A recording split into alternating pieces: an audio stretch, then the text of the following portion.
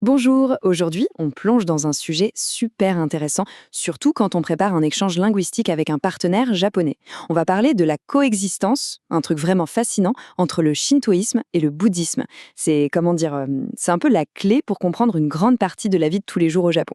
Alors, on va décrypter ça ensemble. Imaginez la scène. On se balade au Japon et on tombe sur un mariage super joyeux dans un sanctuaire shinto.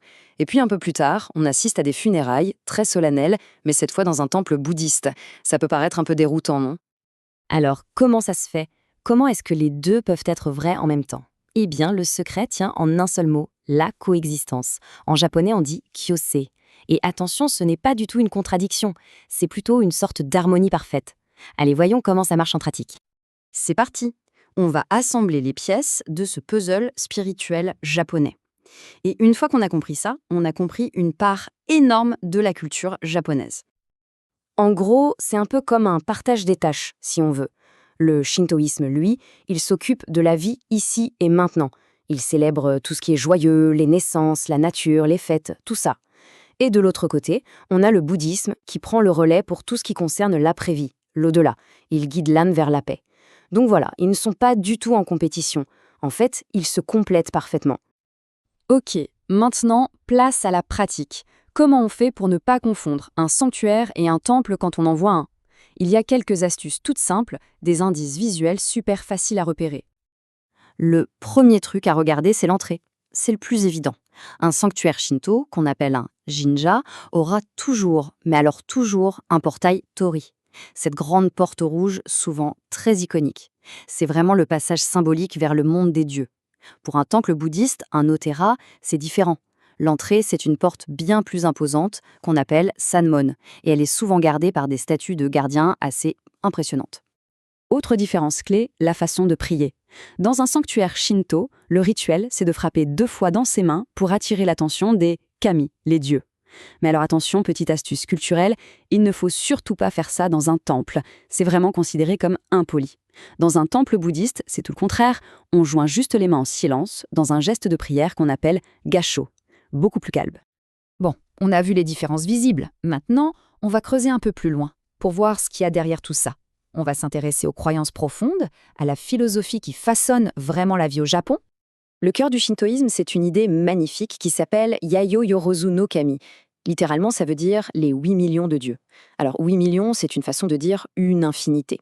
L'idée, c'est que des divinités, les kami, sont présentes absolument partout dans la nature. Dans une montagne, une rivière, un rocher, un vieil arbre majestueux, tout peut abriter un kami. C'est ce qu'on appelle l'animisme. Le bouddhisme, de son côté, part dans une toute autre direction. L'objectif final, c'est d'atteindre le satori, c'est-à-dire l'éveil spirituel. C'est tout un cheminement personnel pour se libérer du cycle de la souffrance, en suivant bien sûr les enseignements de Bouddha. Et c'est là que tout s'éclaire. On comprend enfin pourquoi les rôles sont si bien définis. Pour le shintoïsme, la mort est vue comme une sorte d'impureté. On dit kegara, quelque chose qu'il faut purifier. C'est donc logique que les sanctuaires se concentrent sur la célébration de la vie.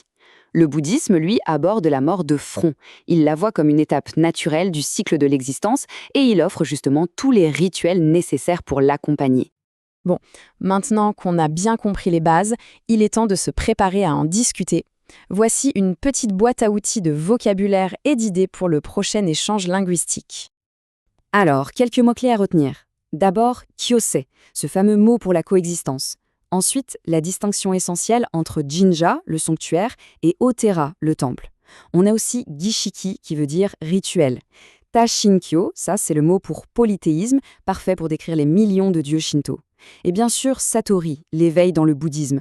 Essayez de les glisser dans une conversation, ça fera son petit effet. Et si jamais il y a un trou de mémoire, voici une astuce toute bête mais super efficace pour ne jamais se tromper. Shinto va avec sanctuaire et bouddhisme va avec temple. C'est simple, mais c'est la base pour ne pas s'en mêler les pinceaux en pleine discussion. Allez, pour passer au niveau supérieur, voici quelques pistes de questions. Des trucs pour lancer une conversation vraiment profonde et intéressante avec un partenaire japonais. Par exemple, on peut demander, chez toi, est-ce que c'est courant de mélanger des croyances qui viennent de différentes religions ou philosophies? C'est une super porte d'entrée pour comparer les visions du monde. Ou alors, une autre question, est-ce qu'il existe des endroits dans la nature qui sont considérés comme sacrés dans ton pays? Je pense à des montagnes particulières ou des arbres très anciens. Ça fait directement écho à l'idée des kami dans la nature, c'est parfait. Et enfin, une dernière suggestion. Comment ça se passe chez toi pour les grands moments de la vie?